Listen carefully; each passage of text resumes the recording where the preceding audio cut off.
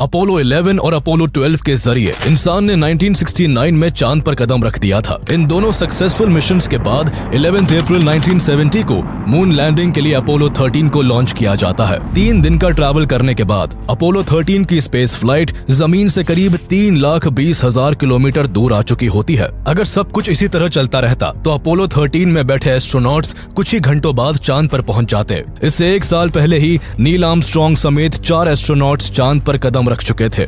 इसलिए पास के दोनों सक्सेसफुल मिशंस की वजह से अपोलो 13 में बैठे तीनों एस्ट्रोनॉट्स अपने सफर की कामयाबी के लिए काफी कॉन्फिडेंट और रिलैक्स होते हैं। यह मिशन जितना नॉर्मल अपोलो 13 के क्रू को लग रहा था, इसे उतना ही नॉर्मल धरती पर मौजूद सभी लोग समझ रहे थे। सभी को मून लैंडिंग इतना मामूली लगने लगा था कि दुनिया के किसी भी बड़े टीवी चैनल ने अपोलो 13 के लॉन्च को ब्रॉडकास्ट तक करना जरूरी नहीं समझा था। लेकिन धरती से 3,22,000 किलोमीटर की दूरी पर अपोलो 13 के साथ कुछ ऐसा होता है जो दुनिया भर का ध्यान अपनी ओर खींच लेता है। चांद पर पहुंचने से महज कुछ घंटे पहले अपोलो 13 में एक जोर का धमाका होता है, जिससे उस स्पेस फ्लाइट के सभी वार्निंग अलार्म्स बहुत तेज आवाज के साथ बजने लगते हैं।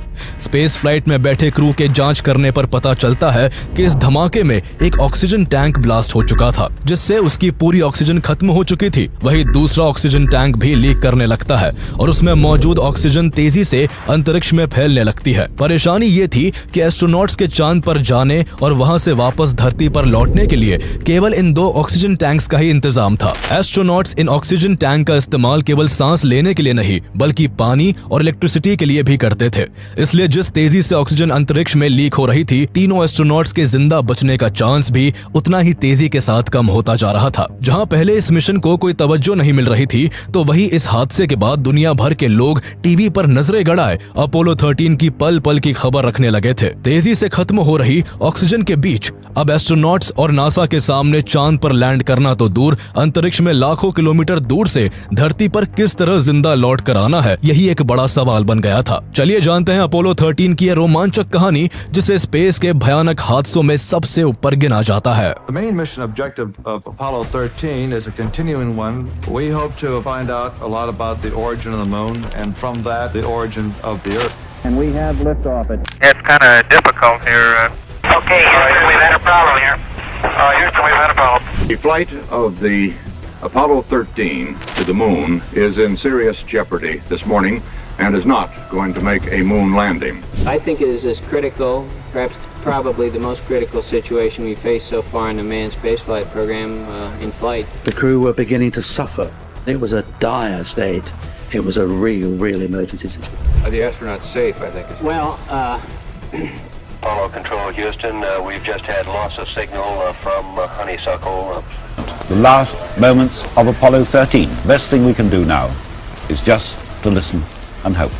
साल 1961 में American president John F Kennedy ने जब 1960 का दशक खत्म होने से पहले ह्यूमन को चांद पर पहुंचाने का प्रॉमिस किया, तो मून लैंडिंग का मिशन पूरे अमेरिका के लिए एक नेशनल गोल बन गया। इसी मकसद से नासा का अपोलो प्रोग्राम शुरू होता है और 20 जुलाई 1969 वह ऐतिहासिक दिन बना जब नील आर्मस्ट्रांग और बज ऑल्ड्रिन चांद पर कदम रखते हैं। यह अपोलो 11 मिशन था, जिसके जरिए इंसान ने चांद पर पहुंचकर इतिहास रच दिया था। साल 1969 में अपोलो 11 के बाद अपोलो 12 भी एक सक्सेसफुल मून लैंडिंग मिशन रहता है, जिसके चलते 2 और एस्ट्रोनॉट्स चांद पर पहुंचते हैं और वापस धरती पर सुरक्षित लौट आते हैं। इस तरह नासा ने मून लैंडिंग के लिए अपोलो 20 तक का प्लान किया हुआ था। इसलिए अपोलो 11 और अपोलो 12 के बाद अपोलो 13 मिशन की बारी आती है। लेकिन इस बीच बदलते वक्त के साथ लोगों का इंटरेस्ट भी बदलता जा रहा था। 2 सफल मून लैंडिंग मिशन के बाद अमेरिकी जनता उससे ऊब चुकी थी। लोगों का चांद को लेकर फैसिनेशन फीका पड़ता जा रहा था। वहीं इन मिशन में बेशुमार पैसा खर्च हो रहा था, जिस वजह से अमेरिकन गवर्नमेंट भी इन स्पेस मिशंस को लेकर काफी कश्मकश की स्थिति में थी। अगर केवल अपोलो 11 की बात करें तो उस समय उस पर $355 मिलियन का खर्च हुआ था, जो आज के हिसाब से $3 बिलियन यानी करीब 25,000 करोड़ रुपए होते हैं। ये खर्च केवल एक अपोलो 11 का था, जबकि नासा ने अभी ऐसे 8 और मिशंस को प्लान कर रखा था। ये 1970 का समय था, जब अमेरिका वियतनाम वॉर जैसी उलझनों से जूझ रहा था और ऐसे में स्पेस मिशंस में किए जा रहे बेशुमार खर्चों की वजह से अमेरिकी सरकार को काफी विरोध का सामना करना पड़ता है। इसलिए अमेरिकी गवर्नमेंट ने नासा के बजट पर कैंची चलाना शुरू कर दिया, जिस वजह से 4 जनवरी 1970 को नासा द्वारा अपोलो 20 को कैंसिल कर दिया जाता है, जो कि प्लान के हिसाब से अपोलो प्रोग्राम का आखिरी मून लैंडिंग मिशन था। लगातार घटते जन समर्थन और कम होते बजट के बीच नासा द्वारा 11 अप्रैल 1970 को अपोलो 13 लॉन्च किया जाता है। अपोलो 13 का मेन ऑब्जेक्टिव चांद पर साइंटिफिक एक्सप्लोरेशन करना था, जिसके जरिए चांद और धरती के अस्तित्व के बारे में जरूरी जानकारी इकट्ठा की जा सके। अपोलो 13 को फ्लोरिडा के उसी केनेडी स्पेस सेंटर से लॉन्च किया गया, जहां से अपोलो 11 और अपोलो 12 ने उड़ान भरी थी। इस बार भी अपोलो 13 को लॉन्च करने की जिम्मेदारी सैटर्न 5 नाम के पावरफुल रॉकेट के ऊपर ही थी। इसके अलावा अपोलो 13 की स्पेस फ्लाइट को भी पिछले स्पेस मिशंस की तरह 3 मॉड्यूल्स को जोड़कर तैयार किया गया था, जिसमें एक कमांड मॉड्यूल था जिसमें एस्ट्रोनॉट्स के रहने और सब कुछ ऑपरेट करने की व्यवस्था थी, जिस वजह से ये स्पेस फ्लाइट का सबसे जरूरी हिस्सा होता है। दूसरा सर्विस मॉड्यूल था जिसमें फ्यूल सेल्स, ऑक्सीजन टैंक्स और हाइड्रोजन टैंक समेत कई जरूरी बंदोबस्त किए गए थे, जिनसे कमांड मॉड्यूल में बैठे एस्ट्रोनॉट्स के लिए हवा, पानी और बिजली का इंतजाम होता था।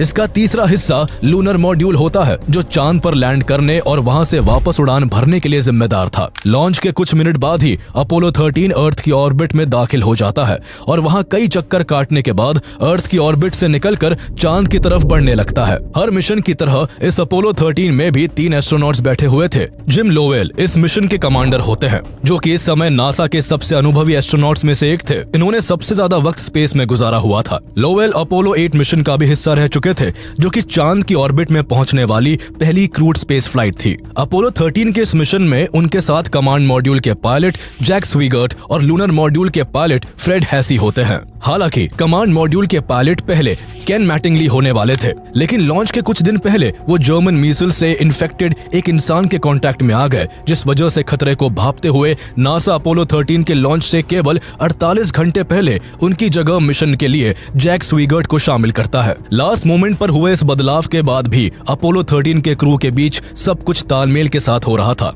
और तीनों एस्ट्रोनॉट्स कोऑर्डिनेट करते हुए चांद की तरफ बढ़ रहे थे। धरती से चांद पर पहुंचने के लिए लगभग 4 दिन का समय लगता है, इसलिए लॉन्च के करीब 55 घंटे बाद अपोलो 13 आधे से ज्यादा रास्ता तय कर चुका था। सफर की शुरुआत से ही अपोलो 13 के एस्ट्रोनॉट्स धरती पर अमेरिका के ह्यूस्टन शहर में मौजूद मिशन कंट्रोल के साथ कांटेक्ट में बने हुए थे। ये सब कुछ एक रूटीन का हिस्सा था और इस दौरान सब कुछ इतना नॉर्मल था कि अपोलो 13 में बैठे एस्ट्रोनॉट्स बोर हो रहे थे। इसलिए खाली समय को देखते हुए तीनों एस्ट्रोनॉट्स टीवी के लिए एक ब्रॉडकास्ट रिकॉर्ड करते हैं, जिसमें वो स्पेस फ्लाइट के अंदर की जिंदगी को दिखाते हुए बताते हैं कि वो कम ग्रेविटी में किस तरह रहते हैं। अपोलो 13 के लॉन्च की तरह उसके इस लाइव ब्रॉडकास्ट को भी दुनिया के किसी भी बड़े टीवी चैनल ने एयर नहीं किया। पब्लिक अब अपोलो मिशंस में अपनी दिलचस्पी खो चुकी थी, जिस वजह से एस्ट्रोनॉट्स की स्पेस फ्लाइट के अंदर की जिंदगी को देखने में बहुत ही कम लोगों ने इंटरेस्ट दिखाया। लेकिन किसे पता था कि इग्नोर किए गए इस ब्रॉडकास्ट से केवल कुछ मिनट बाद अपोलो 13 के साथ कुछ ऐसा होगा जो अपनी ही धुन में खोई हुई दुनिया का ध्यान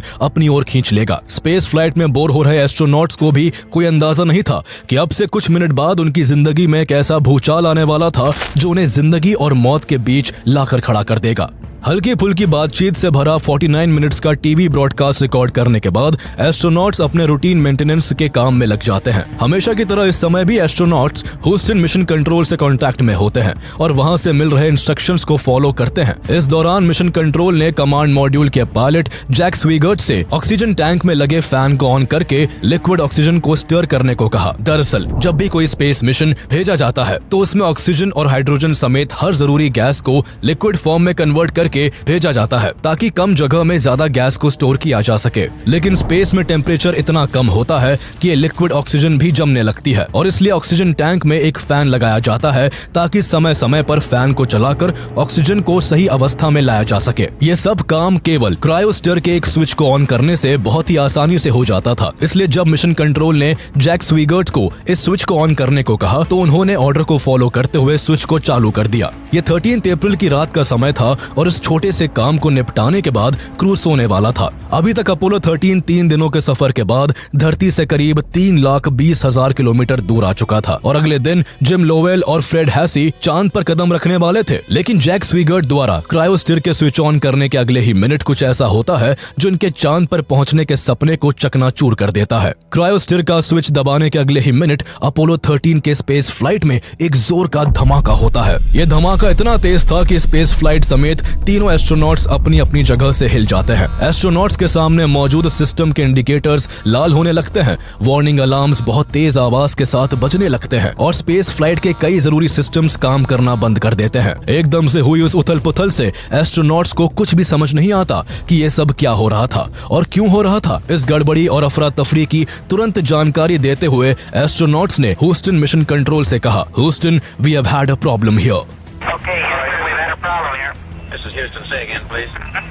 Houston, we've had a problem. इस दौरान ह्यूस्टन मिशन कंट्रोल को भी नहीं पता था कि आखिर अपोलो 13 के साथ ये कैसी गड़बड़ी हुई है और इसके पीछे क्या वजह है। लेकिन मिशन कंट्रोल और स्पेस फ्लाइट के सिस्टम्स की लड़खड़ाती रीडिंग से ये जरूर कंफर्म हो चुका था कि कुछ बहुत भयानक हुआ है। इन लड़खड़ाती रीडिंग्स में सबसे ज्यादा दिल दहला देने वाला डेटा ऑक्सीजन टैंक्स का था। उन्होंने देखा कि एक ऑक्सीजन टैंक की रीडिंग 0 हो चुकी थी और दूसरे ऑक्सीजन टैंक की रीडिंग का कांटा तेजी से नीचे गिर रहा था। एक्सप्लोजन को हुए अब तक 13 मिनट गुजर चुके थे और किसी के पास कोई क्लू नहीं था कि आखिर ऐसा क्यों हो रहा है। तभी कमांडर जिम लोवेल ने लेफ्ट साइड की विंडो से बाहर झांक कर देखा तो उनके होश उड़ गए। उन्होंने मिशन कंट्रोल को बताया कि स्पेस फ्लाइट से कोई गैस तेजी से स्पेस में लीक हो रही है। इस मंजर के बाद जब सभी कड़ियों को जोड़कर देखा गया तो पता चला कि आखिर ये सब क्या हो रहा था। दरअसल जब क्रायोस्फीयर का स्विच ऑन किया गया था तभी एक ऑक्सीजन टैंक में लगे फैन की वायरिंग में स्पार्क होता है। ऑक्सीजन की मौजूदगी में वहां हुआ ये छोटा सा स्पार्क आग का रूप ले लेता है,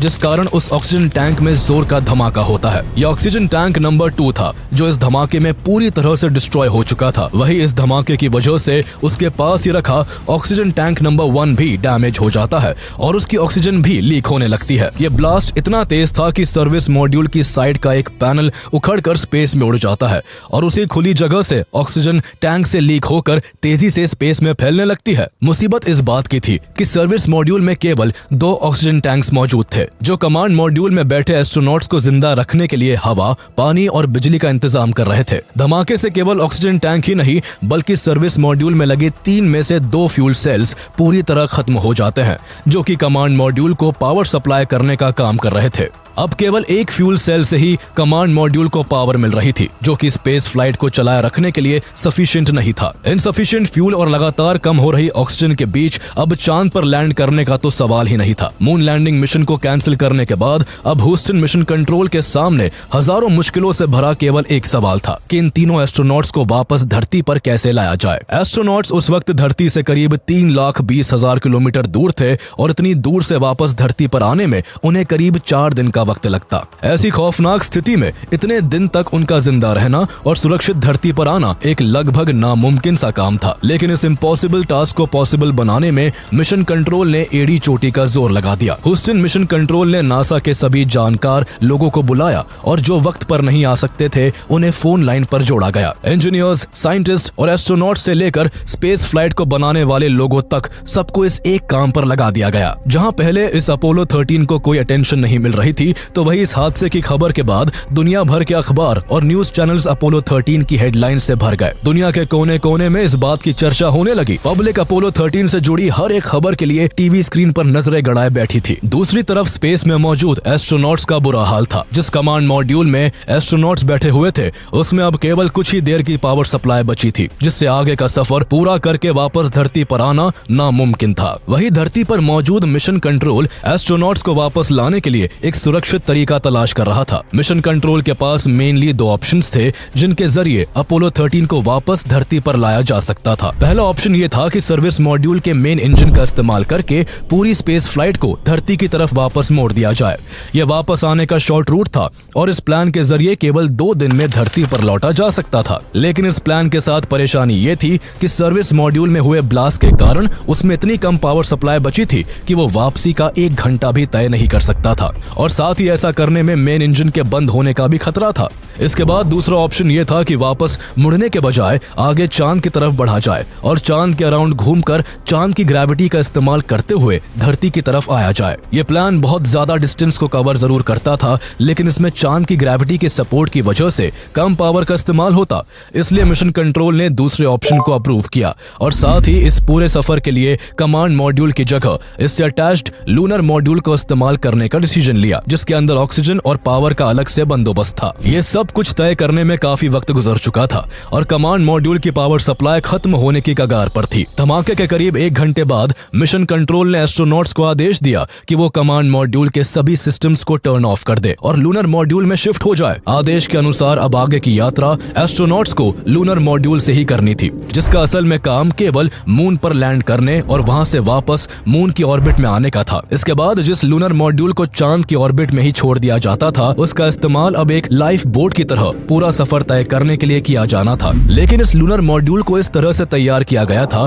कि वो एक बार अर्थ के एटमॉस्फेयर से निकलकर वापस अर्थ के एटमॉस्फेयर में नहीं आ सकता था। अर्थ के एटमॉस्फेयर में केवल कमांड मॉड्यूल ही घुस सकता था, जिसकी पावर सप्लाई अब केवल 15 मिनट की बची थी। इसलिए मिशन कंट्रोल ने कमांड मॉड्यूल के सभी सिस्टम्स को बंद करने का आदेश दिया ताकि उसकी बची हुई पावर सप्लाई को अर्थ के एटमॉस्फेयर में एंटर करने के लिए यूज किया जा सके। एस्ट्रोनॉट्स कमांड मॉड्यूल से निकलकर लूनर मॉड्यूल में चले जाते हैं, जिसके जरिए अब उन्हें आगे का सफर तय करना था। लेकिन लूनर मॉड्यूल के साथ सफर करने में उन्हें बहुत सारी दिक्कतों का सामना करना था, क्योंकि लूनर मॉड्यूल का इस्तेमाल ऐसे मुश्किल सफर के लिए हो रहा होता है जिसके लिए उसे बनाया ही नहीं गया था। उसका मैकेनिज्म और उसकी बनावट इस काम के लिए बिल्कुल भी सूटेबल नहीं होती है। लेकिन अब एस्ट्रोनॉट्स के पास उसके अलावा कोई ऑप्शन नहीं था। लूनर मॉड्यूल को केवल 2 लोगों के हिसाब से सिर्फ 45 घंटे के सफर के लिए बनाया गया था, लेकिन यहाँ 3 एस्ट्रोनॉट्स को उस छोटे से व्हीकल में करीब 90 घंटे का सफर तय करना था। इसके अलावा इस मिशन का सारा नेविगेशन सिस्टम कमांड मॉड्यूल में मौजूद था, जिसका इस्तेमाल सही रास्ते पर बने रहने के लिए किया जाता था। इस सिस्टम के बिना एस्ट्रोनॉट स्पेस में भटक सकते थे, इसलिए सबसे पहले कमांड मॉड्यूल के नेविगेशनल प्लेटफॉर्म को लूनर मॉड्यूल के साथ अलाइन किया गया। लूनर मॉड्यूल में सवार होकर एस्ट्रोनॉट्स आगे की तरफ बढ़ते हैं, लेकिन जिस रास्ते पर अभी तक स्पेस फ्लाइट चल रही थी वो मून पर लैंड करने वाला रास्ता होता है। पर अब क्योंकि मून लैंडिंग का मिशन कैंसिल हो चुका था, इसलिए स्पेस फ्लाइट के पाथ को चेंज करने की जरूरत थी, जिससे वो एक फ्री रिटर्न ट्रैजेक्टरी पर चली जाए और उसको चांद की ग्रेविटी की मदद से धरती की तरफ मोड़ा जा सके। लेकिन इस बहुत जरूरी काम के लिए लूनर मॉड्यूल के डिसेंट इंजन को कई बार बर्न करने की जरूरत थी, जबकि उसके इंजन को केवल एक बार सिर्फ चांद से टेक ऑफ करने के लिए बनाया गया था। उस समय सिचुएशन ऐसी थी कि धरती पर लौटने के लिए एस्ट्रोनॉट्स हर एक रिस्क लेने को तैयार थे। इसलिए धमाके की घटना के 5 घंटे बाद लूनर मॉड्यूल के डिसेंट इंजन को 35 सेकंड के लिए बर्न करके उसे दूसरे रास्ते पर मोड़ दिया जाता है। इसके कुछ घंटों बाद अपोलो 13 जब चांद के पास पहुंचता है तो लूनर मॉड्यूल के इंजन को दूसरी बार करीब 5 मिनट के लिए बर्न किया जाता है ताकि स्पीड को और तेज किया जा सके। इसके करीब 2 घंटे बाद अपोलो 13 चांद के अराउंड घूमते हुए चांद के पीछे पहुंच जाता है, जिसे फार साइड और dark side of the moon कहा जाता है। इस समय अपोलो 13 धरती से 4 लाख किलोमीटर से भी ज्यादा दूर था और ये एक रिकॉर्ड बन जाता है जहां तक कोई भी इंसान आज तक दोबारा नहीं पहुंच पाया। इसके बाद मून का चक्कर लगाते हुए मून की ग्रेविटी का इस्तेमाल करके स्पेस फ्लाइट को धरती की तरफ तेजी से मोड़ा गया। इसके कुछ वक्त बाद रफ्तार को तेज करके जर्नी को छोटा करने के लिए लूनर मॉड्यूल के इंजन को तीसरी बार फायर किया जाता है। ये खुशकिस्मती ही थी कि लूनर मॉड्यूल ये तीसरा बर्न भी झेल लेता है और अपोलो 13 तेज रफ्तार से धरती के डायरेक्शन में बढ़ने लगता है। इसके अलावा एक अच्छी चीज ये थी कि सर्विस मॉड्यूल में जो धमाका हुआ था वो चांद पर पहुंचने से पहले हुआ था। अगर यही हादसा चांद पर पहुंचने और वहां से निकलने के बाद धरती की तरफ लौटने के वक्त होता तो जिस लूनर मॉड्यूल में अभी तीनों एस्ट्रोनॉट्स बैठकर धरती की दिशा में बढ़ रहे थे वो लूनर मॉड्यूल उनके पास यात्रा करने के लिए मौजूद ही नहीं होता, क्योंकि हर मून लैंडिंग के बाद लूनर मॉड्यूल को चांद की ऑर्बिट में ही छोड़ दिया जाता था और ऐसी सिचुएशन में एस्ट्रोनॉट्स के पास वापस लौटने का कोई मौका नहीं होता और उनकी वही कुछ ही देर में जान चली जाती। लेकिन ऐसा भी नहीं था कि लूनर मॉड्यूल में रहना एस्ट्रोनॉट्स के लिए कोई आसान काम था, बल्कि उन्हें इस पूरे सफर के दौरान भारी मुश्किलों का सामना करना पड़ रहा होता है। पहली परेशानी इलेक्ट्रिसिटी की थी, जो लूनर मॉड्यूल में इतनी मात्रा में नहीं थी कि उसके सारे सिस्टम्स लगातार 4 दिन तक काम कर सके। इसलिए बिजली बचाने के लिए उसकी सभी नॉन एसेंशियल सिस्टम्स को बंद कर दिया गया। इन बंद किए गए उपकरणों में वो हीटर्स भी थे जो ठंडे स्पेस में एस्ट्रोनॉट्स को गर्माहट पहुंचा रहे थे और जिनके बंद होने से अब एस्ट्रोनॉट्स को को भारी ठंड का सामना करना पड़ रहा था। बहुत ज्यादा ठंड की वजह से एस्ट्रोनॉट्स का खाना भी जम जा रहा था। ऐसी सिचुएशन में उन्हें जरा सी नींद लेने में भी बहुत मुश्किल हो रही थी। दूसरी परेशानी पानी की थी। इस लंबे सफर के हिसाब से लूनर मॉड्यूल में बहुत लिमिटेड पानी था, जिसमें से कुछ पानी कूलिंग सिस्टम के लिए भी इस्तेमाल किया जाना था। इसी वजह से हर एस्ट्रोनॉट पूरे दिन में केवल 200 ml पानी पीकर गुजारा कर रहा था। इन मुश्किलों के दौरान एस्ट्रोनॉट्स एक बात से निश्चिंत थे कि लूनर मॉड्यूल में ऑक्सीजन की कोई कमी नहीं थी। उसमें सफिशिएंट ऑक्सीजन थी और कुछ ऑक्सीजन टैंक बैकअप के तौर पर भी मौजूद थे। लेकिन लूनर मॉड्यूल में एस्ट्रोनॉट्स के लिए कार्बन डाइऑक्साइड एक बड़ी परेशानी का कारण बनती है। दरअसल धरती पर हमारे सांस छोड़ते समय जो कार्बन डाइऑक्साइड रिलीज होती है, उसे धरती पर वातावरण बैलेंस कर लेता है। लेकिन स्पेस फ्लाइट्स में इस CO2 गैस को बैलेंस करने के लिए लिथियम हाइड्रोक्साइड के कैनिस्टर्स का इस्तेमाल किया जाता है। लेकिन लूनर मॉड्यूल का कैनिस्टर केवल 2 लोगों के लिए लगा था, जो सिर्फ 2 दिन तक काम कर सकता था, जबकि उसमें 3 एस्ट्रोनॉट्स को 4 दिन तक गुजारा करना था, जिस वजह से CO2 की मात्रा तेजी से बढ़ती जा रही थी और उसे अगर कंट्रोल नहीं किया जाता तो एस्ट्रोनॉट्स की जान भी जा सकती थी। ऐसे में कमांड मॉड्यूल के बड़े लिथियम हाइड्रोक्साइड के कैनिस्टर्स को भी यूज में नहीं लिया जा सकता था, क्योंकि उसकी शेप और डिजाइन लूनर मॉड्यूल के कैनिस्टर्स से बिल्कुल अलग थी, जिस वजह से उन्हें साथ में सीधे तौर पर इस्तेमाल नहीं किया जा सकता था। ऐसे में मिशन कंट्रोल ने एस्ट्रोनॉट्स को गाइड करते हुए स्पेस फ्लाइट में मौजूद प्लास्टिक की थैलियां, कुछ पाइप और टेप जैसी कई चीजों के अरेंजमेंट से इस प्रॉब्लम को सॉल्व करवाया, जिससे लूनर मॉड्यूल में CO2 की बढ़ती क्वांटिटी को कंट्रोल कर लिया गया। ऐसी बहुत सी परेशानियों का सामना करते हुए 17 अप्रैल 1970 की सुबह को अपोलो 13 तेज रफ्तार से अर्थ के काफी करीब पहुंच जाता है। अब एस्ट्रोनॉट्स को अर्थ के एटमॉस्फेयर में दाखिल होने से पहले 2 बहुत जरूरी काम करने थे। सबसे पहले उन्हें री एंट्री के लिए स्पेस फ्लाइट को राइट एंगल पर सेट करना था, क्योंकि अगर अर्थ के एटमॉस्फेयर में घुसने के दौरान स्पेस फ्लाइट का एंगल जरा सा भी गलत होता तो एस्ट्रोनॉट्स की जान खतरे में पड़ सकती थी। लेकिन ऐसा करने का कोई भी सिस्टम लूनर मॉड्यूल में मौजूद नहीं था, इसलिए सारा काम एस्ट्रोनॉट्स को कंट्रोल मिशन के इंस्ट्रक्शन पर मैनुअली करना पड़ा और राइट एंगल को फिक्स कर लिया गया। अब अर्थ के एटमॉस्फेयर में एंटर करने से पहले दूसरा काम यह था कि एस्ट्रोनॉट्स को लूनर मॉड्यूल से निकलकर वापस कमांड मॉड्यूल में जाना था, क्योंकि केवल कमांड मॉड्यूल ही अर्थ के एटमॉस्फेयर में री एंट्री के लिए बना था। दरअसल अर्थ में री एंट्री के दौरान एटमॉस्फेयर से तेज फ्रिक्शन होता है, जिससे बहुत हीट पैदा होती है। इस हीट से बचने के लिए कमांड मॉड्यूल की एक साइड पर हीट शील्ड लगी होती है, जो एस्ट्रोनॉट्स को सुरक्षित रखती है। इसलिए इस पूरे री एंट्री के टास्क के लिए एस्ट्रोनॉट्स लूनर मॉड्यूल से निकलकर कमांड मॉड्यूल में पहुंच जाते हैं। कमांड मॉड्यूल में कई दिन से सब कुछ बंद रहने की वजह से उसका टेम्परेचर फ्रीजिंग पॉइंट से भी नीचे आ गया होता है। कमांड मॉड्यूल की वॉल्स, सीलिंग, फ्लोर, वायर्स और पैनल समेत हर चीज पानी की बूंदों से ढकी हुई थी। धरती पर मौजूद मिशन कंट्रोल को चिंता थी कि ऐसी सिचुएशन में कमांड मॉड्यूल दोबारा चालू हो भी पाएगा या नहीं। लेकिन बहुत मशक्कत के बाद कमांड मॉड्यूल अपनी बची हुई पावर से दोबारा चालू हो जाता है, जिसके बाद धरती अब केवल 4 घंटे की दूरी पर थी और इसी दौरान सर्विस मॉड्यूल को कमांड मॉड्यूल से अलग कर दिया जाता है। इस समय एस्ट्रोनॉट्स ने दूर होते सर्विस मॉड्यूल की पिक्चर्स ली, जिनमें उन्होंने देखा कि धमाके से सर्विस मॉड्यूल का पूरा एक पैनल उखड़ चुका था। इसके 3 घंटे बाद अर्थ के एटमॉस्फेयर में घुसने से पहले कमांड मॉड्यूल से उस लूनर मॉड्यूल को भी अलग कर दिया गया, जिसका इस्तेमाल अब तक एक लाइफ बोट की तरह किया गया था। इसके बाद कमांड मॉड्यूल को अर्थ के एटमॉस्फेयर में री एंट्री करनी थी और पैसिफिक ओशन में एक तय इलाके के अंदर गिरना था। एस्ट्रोनॉट्स को पैसिफिक ओशन से निकालने के लिए यूएस नेवी के जहाज पहले से ही तैनात किए हुए थे। पूरी दुनिया की निगाहें टीवी पर जमी हुई थी। ये हैरत की ही बात थी कि जिस अपोलो 13 के लॉन्च को सभी नजरअंदाज कर चुके थे, उसी अपोलो 13 की वापसी को करीब 40 मिलियन लोग टीवी पर लाइव देख रहे थे। हजारों किलोमीटर प्रति घंटे की रफ्तार से अपोलो 13 का कमांड मॉड्यूल अर्थ के एटमॉस्फेयर में दाखिल होता है। इस री एंट्री के दौरान एस्ट्रोनॉट्स का मिशन कंट्रोल से संपर्क टूट जाता है। आमतौर पर यह कम्युनिकेशन ज्यादा से ज्यादा 3 मिनट के लिए ब्रेक होता है, लेकिन 3 मिनट गुजर जाने के बाद भी एस्ट्रोनॉट्स की तरफ से कोई जवाब नहीं आ पाता। इसके बाद का हर गुजरता पल सभी को कई घंटों के बराबर महसूस होता है। मिशन कंट्रोल को चिंता सता रही थी कि कहीं एक्सप्लोजन के दौरान कमांड मॉड्यूल की हीट शील्ड डैमेज ना हो गई हो, क्योंकि अगर ऐसा होता तो री एंट्री के दौरान पैदा होने वाली हीट से कमांड मॉड्यूल जलकर राख हो जाता। जब तय वक्त से पूरा 1 मिनट ज्यादा गुजर गया तो पूरी दुनिया की सांसें थम गई।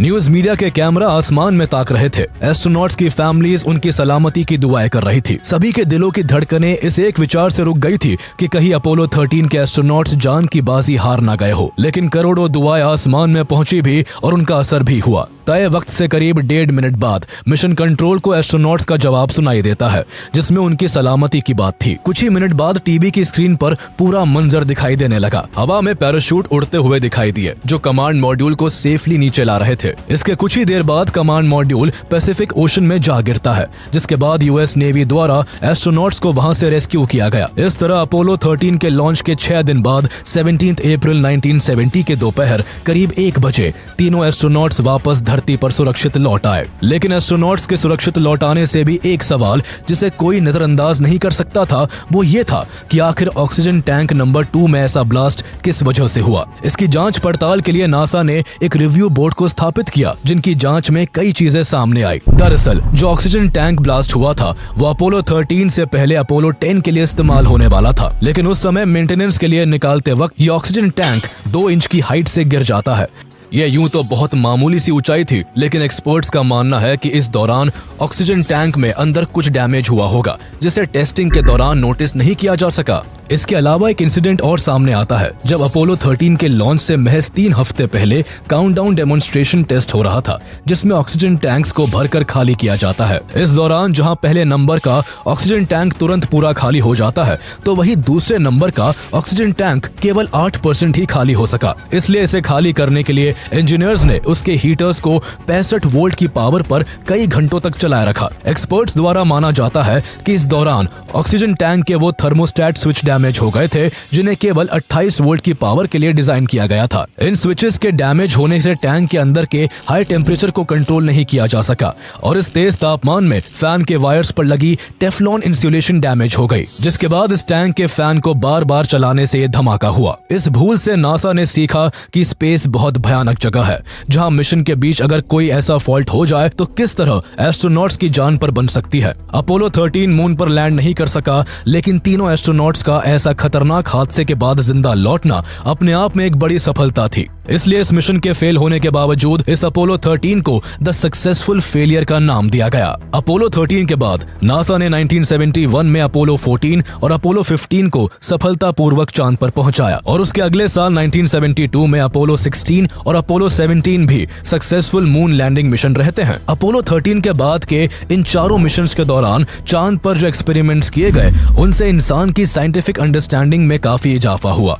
सभी अपोलो मिशंस के दौरान एस्ट्रोनॉट्स चांद से करीब 382 केजी पत्थर, धूल और अन्य सैंपल्स पृथ्वी पर लेकर आए, जिन पर आज भी रिसर्च जारी है। 3.5 सालों के अंदर नासा ने चांद पर 6 सफल मून लैंडिंग्स करके 12 लोगों को चांद पर उतारा। 1972 में अपोलो 17 नासा का आखिरी मून लैंडिंग मिशन बना। इसके बाद अपोलो प्रोग्राम को बंद कर दिया गया। इसके बंद होने के पीछे पब्लिक के इंटरेस्ट का कम होना, अमेरिका का उस वक्त वियतनाम वॉर और सिविल राइट मूवमेंट जैसी सिचुएशंस में उलझना और लगातार नासा का बजट कम होना सबसे बड़े कारण थे। 1972 के बाद 50 से भी ज्यादा साल गुजर गए, लेकिन तब से आज तक कोई इंसान चांद पर नहीं जा सका, जिसकी सबसे बड़ी वजह पैसा है। स्पेस मिशंस में बेशुमार खर्चा होता है। अगर नासा के अपोलो प्रोग्राम के खर्च की बात करें तो उस वक्त इस पर $28 बिलियन का खर्च हुआ था, जो आज के हिसाब से करीब $280 बिलियन के बराबर होता है। ये खर्च कितना है उसका अंदाजा इस बात से लगाया जा सकता है कि 2023 में भारत का स्पेंडिंग बजट $549 बिलियन था। यानी सिर्फ नासा के अपोलो प्रोग्राम पर आज की भारत जितनी बड़ी अर्थव्यवस्था की सालाना खर्च की आधी राशि खर्च कर दी गई थी। ये खर्चा इतना ज्यादा है कि तब से कोई भी देश इतना खर्च करके इंसान को चांद पर भेजने की हिम्मत नहीं कर पाया। इसके अलावा नासा के 6 सक्सेसफुल मून लैंडिंग मिशंस के तहत इंसानों द्वारा मून को काफी हद तक जाना जा चुका है और बाकी की रिसर्च और एक्सप्लोरेशंस के लिए खर्चा बचाते हुए एडवांस रोवर्स से काम लिया जाता रहा है, जिसमें भारत का चंद्रयान 3 भी एक सक्सेसफुल मिशन रहा है। वही नासा का फोकस अपोलो प्रोग्राम के बाद चांद से हटकर space shuttle, international space station और अदर प्लैनेट एक्सप्लोरेशन में लग गया था, जिसमें नासा ने सबसे ज्यादा फोकस मार्स के एक्सप्लोरेशन पर रखा, क्योंकि ये हमारे सोलर सिस्टम का एक ऐसा प्लैनेट है जिस पर जीवन के होने की काफी पॉसिबिलिटी है। यही वजह है कि साइंटिस्ट का ध्यान आज मून से ज्यादा मार्स पर है। लेकिन ऐसा नहीं है कि अब कभी भी मून पर ह्यूमन लैंडिंग नहीं होगी, क्योंकि नासा 2017 से चांद पर फिर से इंसानों को भेजने का मिशन मिशन प्लान कर रहा है जिसका नाम आर्टेमिस प्रोग्राम है। इस प्रोग्राम के जरिए इंसान को और भी एडवांस टेक्नोलॉजी के साथ फिर से चांद पर भेजा जाएगा और इस बार मकसद केवल चांद पर एक्सप्लोर करने का नहीं बल्कि वहां परमानेंट बेस बनाने का है। और इसी कड़ी में इस प्रोग्राम का लॉन्ग टर्म गोल मार्स पर इंसानों को सुरक्षित भेजने का भी है। इसलिए पूरी उम्मीद लगाई जा सकती है कि इस दशक के खत्म होने से पहले इंसानों को फिर से चांद पर देखा जा सकेगा।